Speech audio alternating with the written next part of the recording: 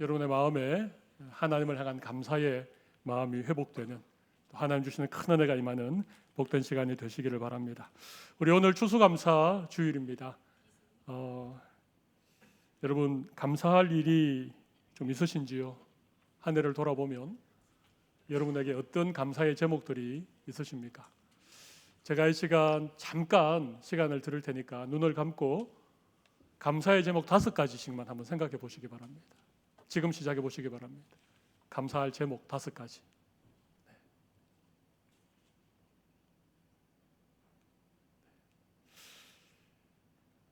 그리고 옆에 있는 분들과 나눌 수 있으면, 가족이거나 또 이렇게 나누기가 좀 편한 분이라면 한번 얘기해 보십시오. 어떤 감사의 제목이 있는지. 나누기 불편한 분은 혼자 하나님께 고백을 하셔도 되겠습니다. 네, 옆 사람과 한번 한 해 동안 어떤 감사의 제목이 있었는지 한번 얘기해 보시기 바랍니다. 네.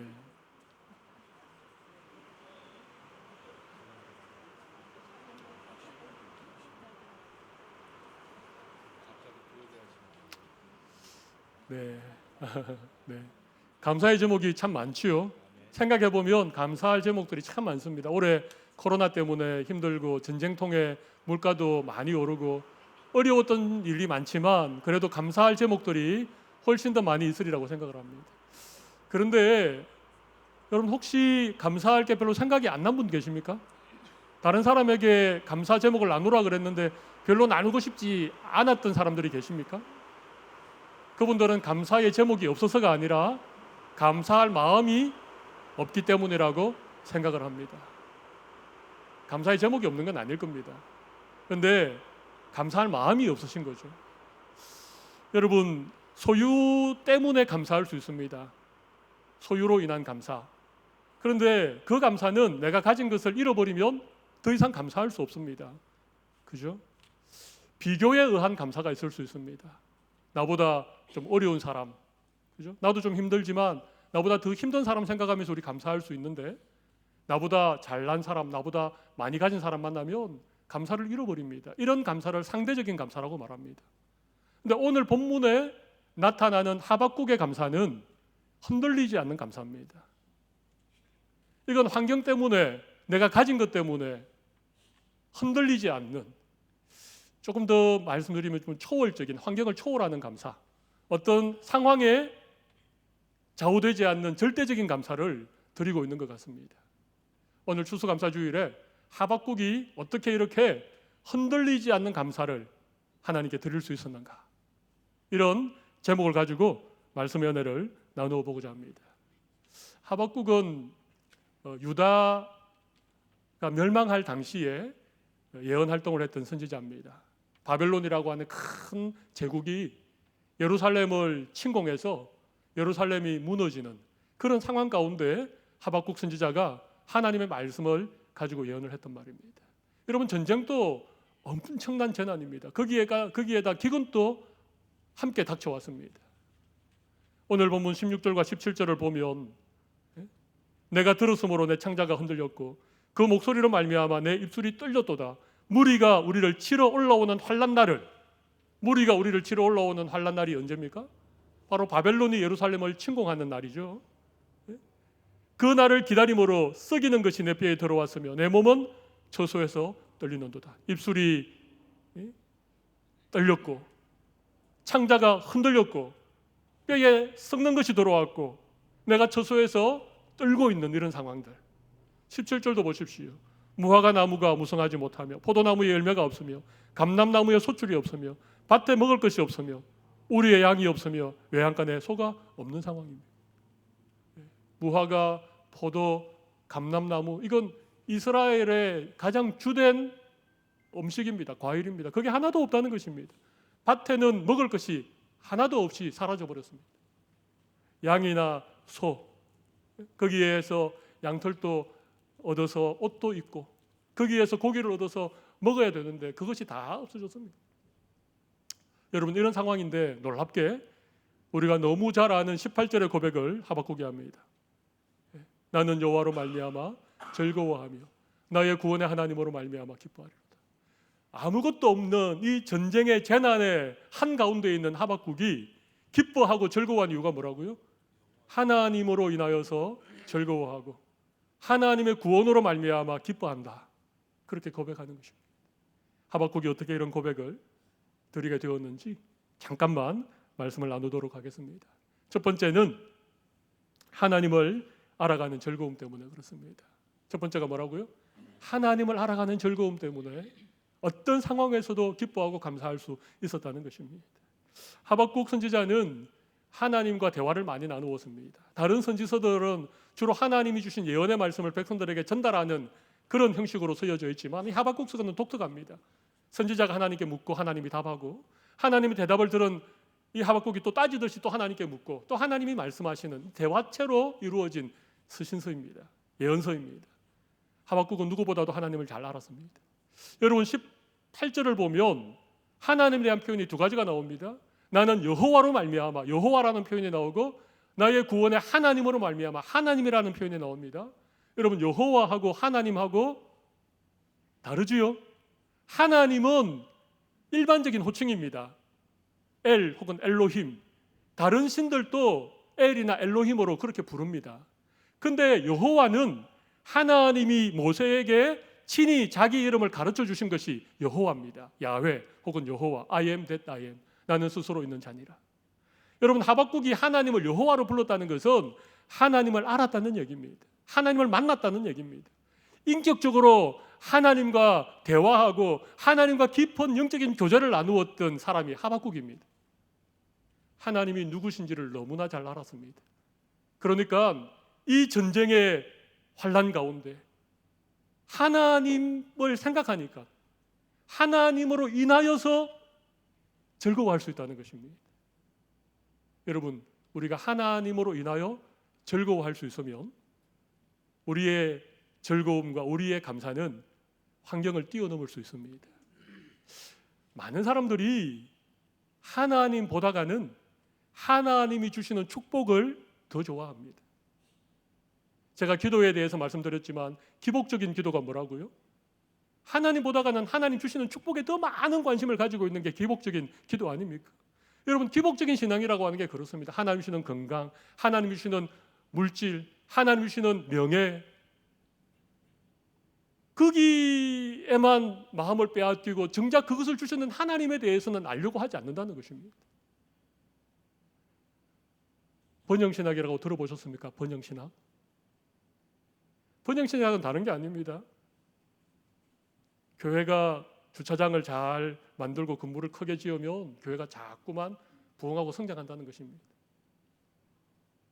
어떤 가정이 예수 잘 믿고 교회 열심히 봉사하면 하나님이 그 가정을 점점 축복하셔서 가정이 번성한다는 것입니다. 그런데 그렇지 않는 것은 마치 하나님께로부터 복을 받지 못하고 하나님께로부터 징계를 받는 것이냐 생각하는 잘못되어진 신학을 번영신학이라고 합니다. 여러분 형통의 복음이라고 들어보셨습니까? 조엘 오스틴이라고 하는 리버사이드 처치의 큰 교회 담임 목사님이 긍정의 힘, 형통의 복음 이런 걸 전합니다. 삼박자 축복 들어보셨지요? 여러분 물론 물질의 복도 하나님이 주십니다만은 그 물질의 복보다 더 중요한 것은 하나님 자신입니다. 하나님을 만나고 하나님을 알아가는 것, 여러분 이것이 진정한 우리의 기쁨의 이유고 우리가 감사해야 될 제목이라고 하는 거예요. 여러분 이번 추수감사주일에 하나님으로 인하여 하나님께 기뻐하고 감사해 보셨습니까? 하나님을 만나지 못하면, 하나님을 인격적으로 알아가지 못하면 우리에게 이런 기쁨이 없습니다. 여러분 하나님 정말 만나셨습니까? 인격적으로 하나님 만났습니까? 저는 20대 초반에 하나님을 인격적으로 만났습니다. 외가로는 4대째, 저희 친가로는 3대째 모태신앙입니다. 저희 외조부도 목회자셨고 저희 선친도 목회자셨고 저희 외가에는 신학교 교수님을 비롯해서 목사님이 절비한 그런 가정입니다.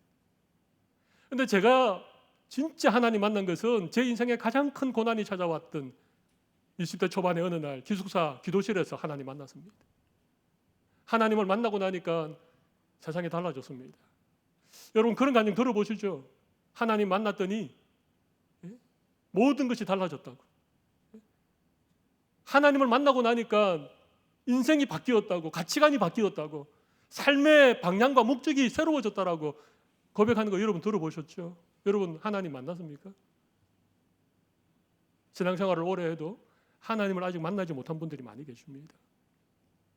하나님을 인격적으로 하나님과 깊이 알아가는 이런 신앙을 아직까지 출발조차 못한 분들이 많이 계십니다. 여러분 신앙생활은 다른 게 아닙니다. 하나님을 알아가는 것입니다. 하나님을 더 많이 알아가는 것입니다. 이스라엘 백성들이 예루살렘 성전을 화려하게 건축했습니다. 솔로몬이 금원 보화로 정말 웅장하고 화려한 예루살렘 성전을 건축했습니다. 그것이 백성들에게는 기쁨이요 하나님께는 영광이었습니다. 그런데 세월이 지나니까 화려한 성전만 남아있지 거기에 임재해 계신 하나님에 대해서 백성들이 점점 잊어버리는 것입니다. 나라가 부강해지고 삶이 윤택해지니까 하나님을 잊어버리는 것입니다. 그래서 하나님이 바벨론이라고 하는 나라를 통하여서 이스라엘 백성들이 그토록 영광스럽게 생각했던 예루살렘 성전을 완전히 무너뜨려 버렸습니다. 왜 그랬겠습니까? 왜 우리의 삶에 무너지는 일들이 일어납니까? 왜 무화과 나무에 소출이 없어집니까? 왜 우리의 양이 사라지고 외양간에 소가 없어지는 일들이 우리 인생에 찾아옵니까? 저는 많은 간증을 들어볼 때 암에 걸려서 하나님 만난 분들이 많이 계시더라고요. 사업이 폭삭 망해가지고 어리어리한 집에 살다가 단칸 월세방으로 사골세방으로 이사가서 거기서 하나님 만난 사람들의 얘기를 저는 많이 들었습니다. 여러분 하나님이 왜 우리에게 건강을 갑자기 빼앗아갑니까? 왜 우리의 삶에 예기치 않았던 고난이 찾아옵니까? 왜 그럴까요?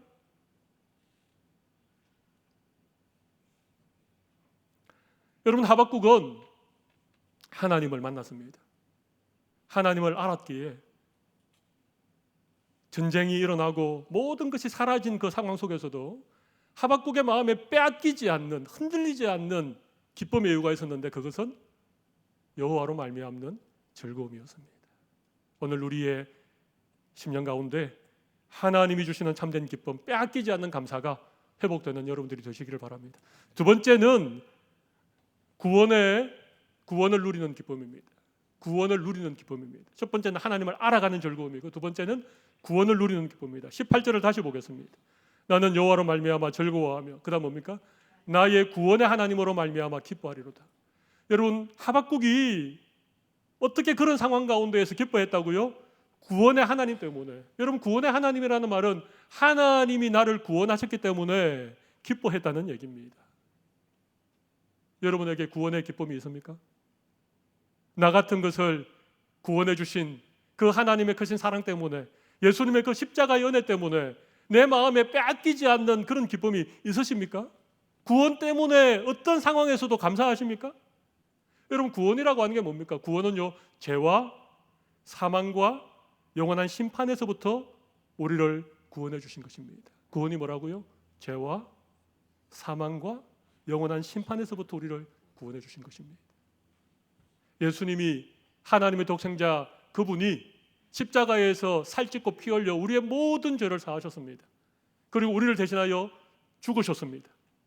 죽음의 권세를 깨뜨리시고 사흘 만에 부활하셔서 하늘나라로 승천하셨습니다. 여러분 구원은요 죄에서부터 우리를 자유하게 하는 것입니다.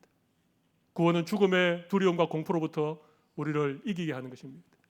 구원은요 지옥의 형벌로부터 우리를 건져내셔서 영원한 천국으로 우리를 인도하는 천국의 소망을 주시는 것입니다. 여러분 이게 구원입니다. 여러분 구원 받으셨습니까?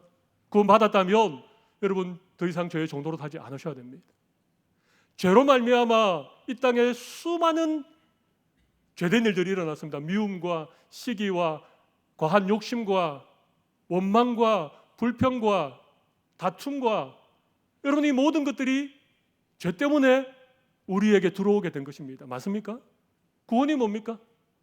구원은 우리의 죄를 대신 값을 치르시고 우리를 죄에서부터 구원해 주신 것, 죄에서부터 우리를 자유하게 해주신 것이 구원입니다. 그럼 구원을 누린다는 게 뭐겠습니까? 때로 우리에게도 미운 마음이 들고 때로 우리에게도 원망의 마음이 들고 때로 우리에게도 과한 욕심이 들 때에 구원받았다는 게 뭡니까? 우리 안에 있는 죄가 더 이상 나를 종노릇하게 만들지 않도록 예수 그리스도의 보혈의 능력을 힘입어 죄에서부터 우리가 죄를 이기는 것입니다. 미움으로부터 이기는 것입니다. 시기와 질투로부터 우리가 그것을 이기는 것입니다. 그런데 구원받은 하나님의 백성들이 과연 구원을 제대로 누리고 있는가? 사망, 죽음은 우리 모두에게 정해진 것입니다. 우리도 다 육체의 죽음을 경험해야 됩니다. 그런데 구원이라고 하는 것은 죽음으로부터, 사망으로부터 우리를 살려내신 것입니다. 우리에게 생명을 주신 것이 구원입니다. 우리 안에 구원으로 말미암아 주어진 참 생명이 있다면, 영원한 생명이 있다면 더 이상 죽음을 이 세상 사람들이 두려워하고 이 세상 사람들이 죽음을 생각하는 것과 같은 그런 의미로 죽음을 두려워하지 않는다는 것입니다. 죽음이 두렵지요. 어떤 질병에 걸리면 그 병 때문에 내가 혹시나 죽을 수 있을까? 두렵지요. 비행기를 타면 이륙하고 착륙할 때 기체가 막 흔들릴 때 두렵지요. 그런 두려움이 우리에게 있습니다. 그런데 그 두려움이 우리를 찾아올지라도 그 두려움에 사로잡혀서 살아가지 않는다는 것입니다. 여러분, 우리에게 죽음은 뭡니까? 육신을 잠깐 벗어놓는 것입니다. 이 세상에 수고하고 무거운 짐진 것들을 평생토록 고해와 같은 이 육신의 삶, 세상의 삶을 내려놓고 이제는 하나님이 계신 영원한 나라로 우리가 들어가는 과정, 우리가 지나야 될 문, 그것이 죽음 아닙니까? 구원을 누린다는 것은 이런 것입니다. 더 이상 죽음이 우리에게 왕노릇하지 않는 것, 사망의 그림자가 우리의 삶을 절망시키지 않는 것, 여러분, 이게 구원을 누리는 것입니다. 하박국은 지금 전쟁이 일어나면 누가 언제 죽을지 모르는 상황입니다. 굶어 죽기도 하고 칼에 맞아 죽기도 하고 죽음의 그림자가 자기 앞에 음습해 오지만 하박국은 뭐라고 합니까? 내 구원의 하나님으로 인하여 기뻐하리로다.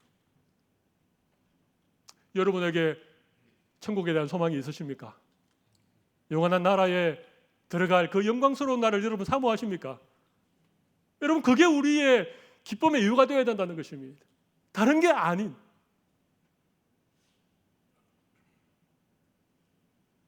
구원을 누리는 기쁨이 그래서 어떤 상황에서도 감사할 수 있는 여러분들이 되시기를 바랍니다.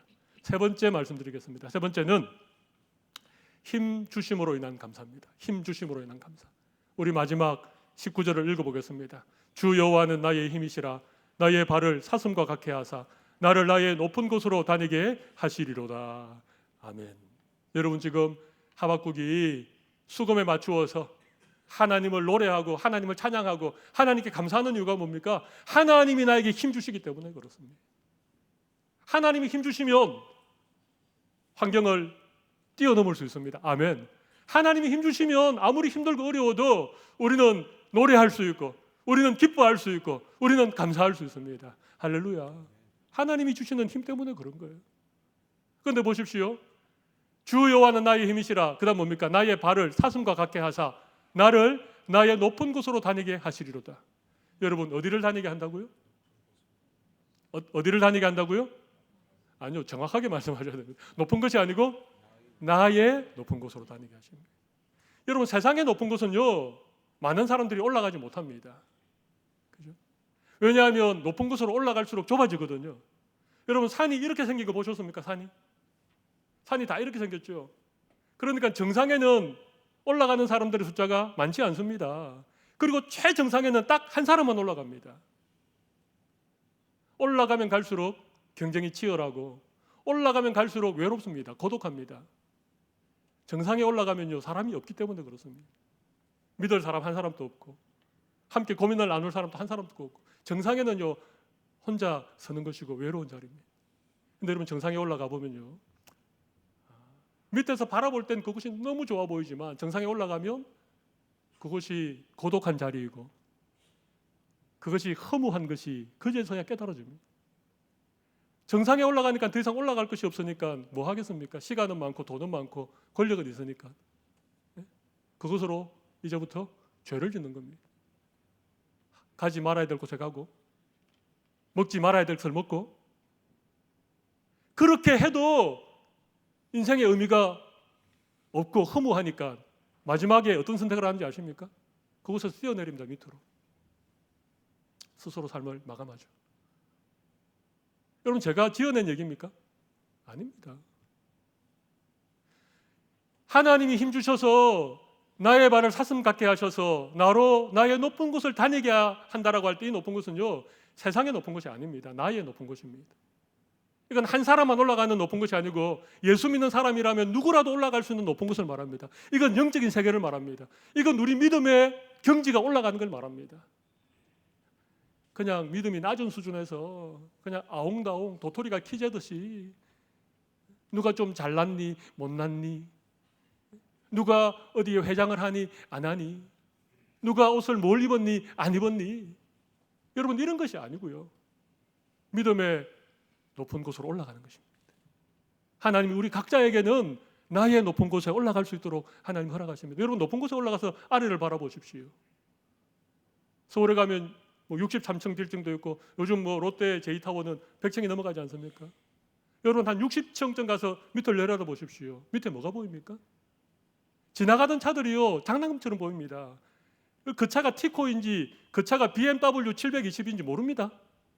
다 똑같이 보입니다. 위에서 보면요 그 사람이 명품을 입었는지 동대문 시장에서 만 원짜리 옷을 입었는지 모릅니다. 하나님께서 힘주시고 하나님께서 우리의 발을 사슴같이 하셔서 나의 높은 곳으로 다니게 하면요 그런 것들이 별로 의미가 없어지는 거예요. 그것 때문에 일희일비하지 않는, 보이는 게 딱 하나 있습니다. 위에 올라가면 다 똑같아 보이는데, 다 똑같아 보입니다. 무슨 차를 타고 다니는지, 어떤 옷을 입었는지, 어떤 백을 가졌는지는 안 보입니다. 다 똑같이 보이는데 뭐로 보이는가 하면 한 영혼으로 보입니다. 구원받아야 될 한 영혼, 하나님이 하나님의 형상으로 만드신 고귀한 인간, 예수 그리스도가 피값으로 구원하신 한 영혼, 그게 보이는 거예요. 여러분 그게 보이기 시작하면 정말 우리의 믿음이 높은 곳에 올라간 것입니다. 그 사람이 하는 얘기, 그 사람이 입고 다니는 옷, 그 사람의 직분, 그 사람이 사는 집, 이런 게 계속 보이면 나는 아직 하나님을 힘입어 나의 믿음의 높은 자리로 올라가지 못한 것입니다. 하박국은요 하나님이 힘주셔서 그의 발을 사슴같이 하셔서 그가 높은 곳을 다니게 하셨습니다. 그 높은 곳에 올라가 보니까 지금 하박국을 둘러싸고 있는 모든 환경적인 어려움이나 고난이나 이런 것들은요 그렇게 중요하지 않는 것입니다. 그러니까 기뻐하고, 그러니까 감사할 수 있었던 것입니다. 오늘 추수감사주일을 맞이해서 제가 여러분에게 흔들리지 않는 감사의 비결을 말씀드렸습니다. 첫 번째가 뭐였습니까? 여호와 하나님을 알아가는 즐거움이 있어야 된다는 것. 두 번째는요 구원을 누리는 기쁨이 있어야 된다는 것입니다. 세 번째는요 힘주심으로 인하여서 우리가 감사할 수 있어야 됩니다. 하나님 힘주시면 하나님 우리 모두를 믿음의 높은 자리에, 그렇죠? 영적으로 어떤 경지에 하나님 우리를 다 이르게 해주시라고 믿습니다.